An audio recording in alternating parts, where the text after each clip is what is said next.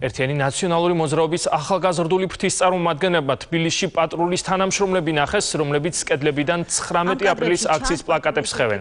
ვიდეო მასალა, რომელიც დღეს ჟურნალისტებს დეპუტატმა ირმა ნადირაშვილმა გააცნო, ახალგაზრდებმა დილის 5 საათზე ბუშის ქუჩაზე გადაიღეს, სადაც მათ ამისთვის მთელი ღამე გაატარეს.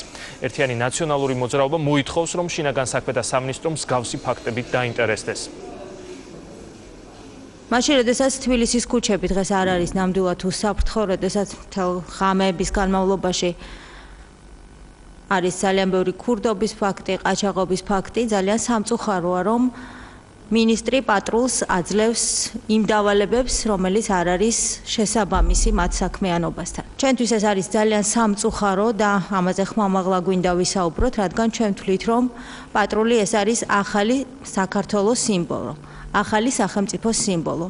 ისარგებლობს ძალიან მაღალი დობის ხარისხით და მე მინდა ვთხოვო შინაგან საქმეთა მინისტრს, რომ ეს ინსტიტუტი, რომელიც მართლაც ძალიან მაღალი დობის ხარისხი აქვს, ამ ინსტიტუტს არ გადააქციოს პლაკატების ჩამომხევ ორგანიზაციას, თვით რომ ეს არ არის სწორი საქციელი და ჩვენ ვითხოვთ პასუხს, რატომ ხდება ასეთი ფაქტი პატრულის ეკიპაჟის მხრიდან. ჩვენი მეგობრები იყვნენ პლაკატების გასაკრავად გასულები 19 აპრილის სარეკლამო პლაკატების გასაკრავად და მაგ ადგილას რამოდენიმე ფაქტი დაფიქსირდა, რომ ჩამოხია და იყო დადიოდა ჭორიც, რომ პატრულის თანამშრომლები ხდნენ.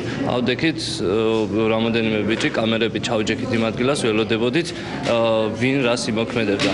გამთენის 5 საათზე მოვიდა პატრულის 3 ეკიპაჟი და დაიწყეს ჩამოხევა.